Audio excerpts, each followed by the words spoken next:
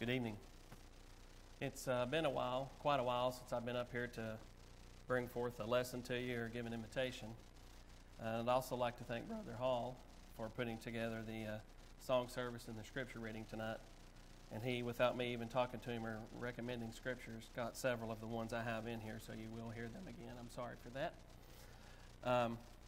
So I'll begin. And you know the topic of my lesson tonight is patience. On a recent road trip, I dropped into a fast food establishment to use the restroom and get a large iced tea before we continued on our journey. As I was waiting to order, I observed an older gentleman complaining about the length of time it was taking to make his latte. He demanded his money and walked out. Yet in the time that it took to get his money back and walk to the car, his latte was probably already cold. I don't like slow service, but it reminded me that we do live in a very impatient world. And most of us know that today, patience is a lost art. I find it significant that the Bible often commends, recommends, or praises waiting. Like many people, I have often viewed waiting as a big waste of my time. But maybe I just need to look at it differently. In Psalms 27 and 14, the scripture tells us to wait for the Lord, be strong, let your heart take courage, yes, wait for the Lord. Psalms 37 and 7 tells us to rest in the Lord and wait patiently for him. Do not fret because of him who prospers in his way.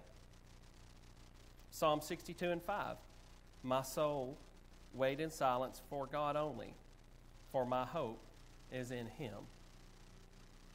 And then one that we've heard tonight, James 5, 7 and 8. Therefore be patient, brethren, until the coming of the Lord. The farmer waits patiently for the precious produce of the soil, so you too be patient. Paul in Philippians 4 and 11 said that he had learned to be content in all circumstances in which he found himself in. I believe we can say the same would be true for just about any other virtue. Whether it's contentment, patience, kindness, and so on, they all need to be learned, so that no one can offer the excuse, I was not born a naturally patient person. The truth is that no one is born naturally patient. I have never seen a patient toddler or an infant. In addition, I believe that we all have seen people who either have or might have been working on the lost art of waiting. Often these are the people who have a book to read while waiting at the airport, at the DMV, or at the doctor's office. That is, they have learned to make good use of the waiting time. Now, I don't like waiting in line, but often we need to view such times as opportunities instead of just bad luck. When I'm stuck in traffic or sitting in the emergency waiting room, no one is asking me to do anything. It is free time. I can pray. I can organize the rest of my day or week. I can make a list of goals, or I can put together an invitation, a sermon, or a Bible study. The truth is, I can always do something very productive when waiting. So the challenge for us is that we already live in a time when we rarely have to wait very long. And allow me to clarify that. We might complain about a delayed flight at the airport, but that is nothing compared to the traveling time that it took for the people to come across, the pilgrims to come across the Atlantic Ocean in the Mayflower, or the months that it took the settlers to cross the Great Plains to get to the Oregon country. We might complain about being stuck in traffic, yet even on bad traffic days, we're often making far more progress across town in cold, comfortable cars than people did in the past times with no traffic. Even with all our delays, we still don't have to wait much compared to past generations. Take Noah, for example. Noah had to wait 120 years for his preaching about the flood to be vindicated. Take Abraham and Sarah, as well as Zacharias and Elizabeth. They had to wait a very long time for their son to be born. Moses waited for 40 years in the wilderness until God called him, and then spent another 40 years leading a murmuring and complaining group of people around. What about all of the faithful in the Old Testament? What were they doing? They were waiting for the Messiah to come. Patience needs to be developed. I've already said that we're not born naturally patient people. We need to develop patience. Patience is like a muscle that needs exercise. Therefore, we need a new perspective. Instead of resenting times in which we must wait, we need to realize that such soil can be fertile ground in which to develop patience. So don't get angry with inconveniences or interruptions in your schedule. Romans 5:3-4 says, "We also exult in our tribulations, knowing that tribulation brings about perseverance, and perseverance proven character, and proven character hope." The book of James, chapter 1, verses 2-4 says, "Consider it all a joy, my brethren, when you encounter various trials, knowing that the testing of your faith produces endurance, and let endurance have its perfect result, so that you may be perfect and complete, lacking in nothing." The world today looks down on patience.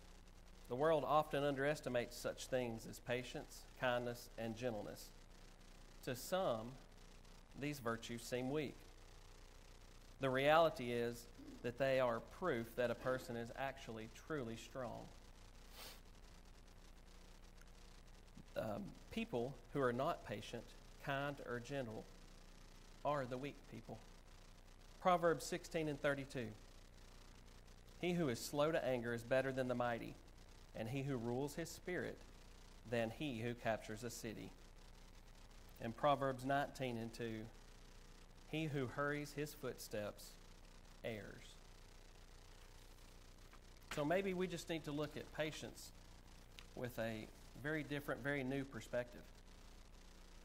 One difference between a man and a woman who is slow to anger and their quick-tempered counterpart is that one has learned patience and to see things differently. You see, patience is not pretending that something doesn't bother you. It's not pretending that the traffic isn't bad or that the line isn't slow. Rather, it is seeing the situation in a different light, or seeing the situation in the bigger scheme of things. When I am impatient, all that I see is myself. I only see my needs, my desires, my goals, my wants, my schedule, and my inconvenience. Often, the root of impatience is selfishness. It's easy to forget that what might have delayed us actually helped someone else, or even me in the long run. Here's some examples of that.